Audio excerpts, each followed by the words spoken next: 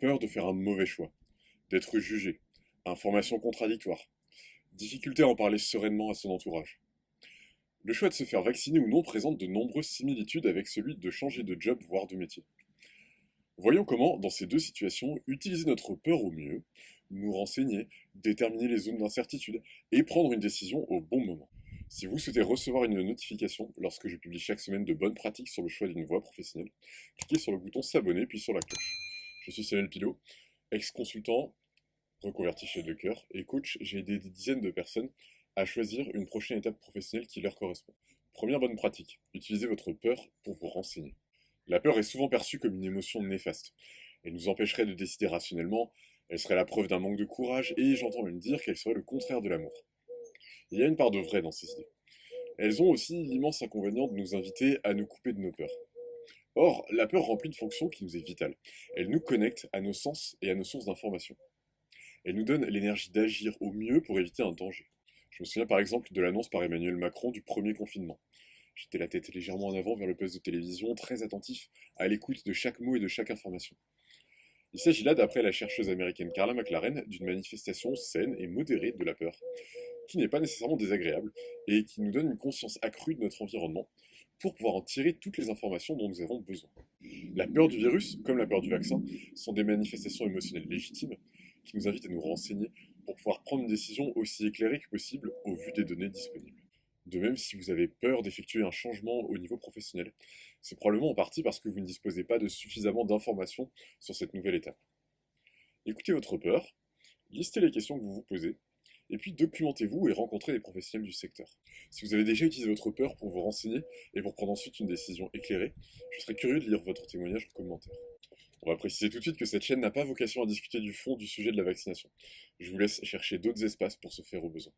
Deuxième bonne pratique, renseignez-vous auprès de personnes qualifiées. Les sujets liés au coronavirus sont suffisamment complexes pour ne pouvoir être vraiment bien compris que par des spécialistes. Et par spécialiste, j'entends non pas seulement un médecin, mais bien un épidémiologue ou un virologue. Faisons un parallèle. J'ai une formation de chef de chœur, et donc j'ai un avis plus éclairé que la moyenne sur la façon de diriger des chanteurs. En revanche, je n'ai pas été formé à la direction d'orchestre, et il y a bien et bien une différence entre direction de chœur et direction d'orchestre. J'ai travaillé ma voix, je sais ce que je peux attendre d'un chanteur. En revanche, je n'ai jamais fait de violon, et donc mon avis sur le son que devraient produire les instrumentistes à cordes dans l'ouverture de la flûte enchantée de Mozart par exemple, n'est probablement pas l'avis le plus pertinent. Alors oui, je suis musicien, je peux tenter de me faire une opinion et elle sera sûrement plus éclairée que celle d'un avocat par exemple. Simplement, elle restera moins pertinente que celle d'une étudiante en direction d'orchestre, qui sera elle-même probablement moins pertinente que celle de Laurence Equilbé ou de Raphaël Pichon, deux grands chefs d'orchestre français. Si vous envisagez une reconversion vers par exemple menuisier, consultant en stratégie ou entrepreneur, il est probable que beaucoup de personnes de votre entourage vous feront part de leur avis sur le métier de menuisier, de consultant en stratégie ou d'entrepreneur. Métier qu'elles n'ont jamais exercé elles-mêmes. Et donc leur avis s'avérera probablement non pertinent. Prenez le temps de discuter avec des professionnels du secteur ou du métier que vous visez. Que faire alors lorsque les personnes qualifiées elles-mêmes disent des choses en apparence contradictoires? C'est souvent le cas au sujet de la pandémie, sujet de recherche encore frais, encore instable, et ça pourrait être le cas concernant votre projet professionnel. Dans un cas comme dans l'autre, je vous suggère de tenter de comprendre leur point de vue dans le détail, et de garder ce qui vous paraît pertinent et utile à votre cas. Le mode de décision opposé que je ne recommande pas consisterait à prendre une décision sous la pression d'injonctions telles que ne soyez pas un mouton, ou suivez votre passion, ou restez en CDI, c'est plus sûr, même si ces injonctions sont émises par des spécialistes. Autre façon que je ne recommande pas de procéder, on pourrait être tenté de suivre le conseil de telle personne, parce qu'on a confiance en elle ou parce qu'on a davantage confiance en elle qu'en les autres. Le risque serait de se défausser de sa responsabilité et de prendre une décision en accord avec nos réelles envies. J'entends également certaines personnes à qui l'obligation vaccinale donne envie de ne pas se faire vacciner.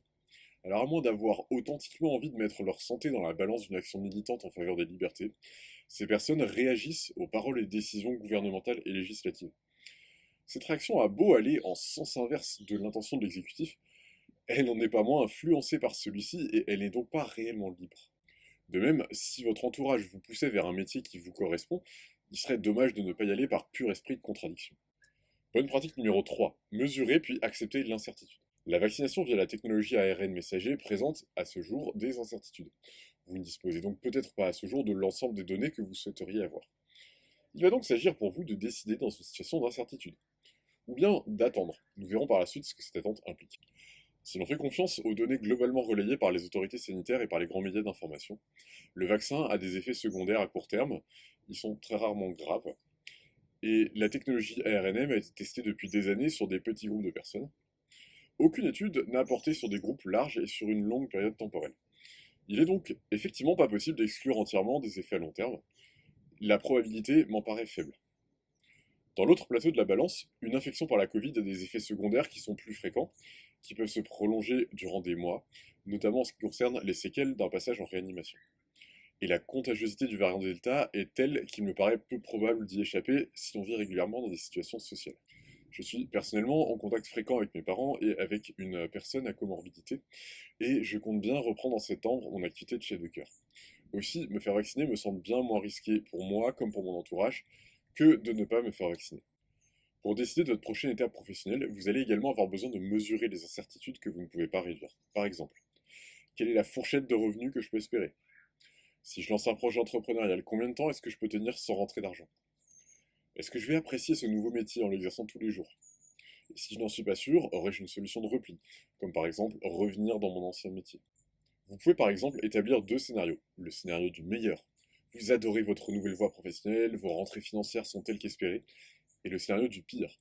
Vous gagnez moins que prévu, votre enthousiasme s'estompe, et vous vous dirigez vers une solution de repli. Établir quelles sont les bornes de la situation d'incertitude vous donnera davantage de facilité à décider dans un sens ou dans l'autre.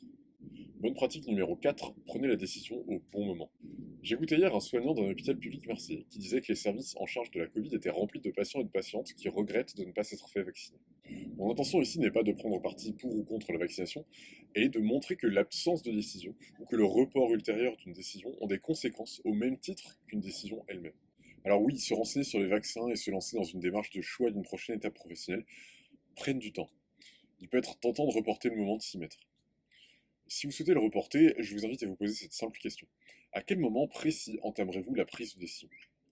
La réponse peut être une date, ou bien elle peut être un critère précis et mesurable, tel que, par exemple, une étude sur des personnes vaccinées depuis plus de 2 ans et impliquant 1000 personnes est publiée dans une revue à comité de relecture. Ou bien, autre exemple, la petite dernière est à la crèche ou chez une nounou. Ou bien encore, mon travail ou ma mission me permettent de sortir tous les jours avant 18h30 pendant 3 mois. Une fois ce critère déterminé, dans quel délai a-t-il des chances raisonnables d'être rempli? Et ce délai vous convient-il? Est-ce que attendre au moins 18 mois la sortie d'une étude avant de vous faire vacciner, au risque d'être contaminé d'ici là, vous convient? Est-ce que espérer d'être affecté à une mission plus calme, ce qui pourrait n'arriver que dans 4 ans ou peut-être jamais, vous convient? Je vous invite à mettre cette vidéo en pause pour y réfléchir au besoin. On l'a vu, se poser pour faire le point sur sa situation professionnelle prend du temps et de l'énergie. Pour vous aider à vérifier rapidement si c'est le bon moment de prendre ce temps de recul, j'ai créé une liste de 11 questions qui vous aident à faire le point sur différents aspects de votre vie professionnelle. Vous pouvez y accéder en cliquant sur le lien ci-dessous. Si cela a du sens pour vous d'aider à la diffusion de cette vidéo, vous pouvez cliquer sur j'aime, vous pouvez vous abonner, vous pouvez cliquer sur la cloche, et ou vous pouvez partager cette vidéo à des personnes qui se disent insatisfaites de leur job ou qui réfléchissent à un changement. Vous pouvez ensuite poursuivre votre introspection avec ces deux vidéos. A tout de suite.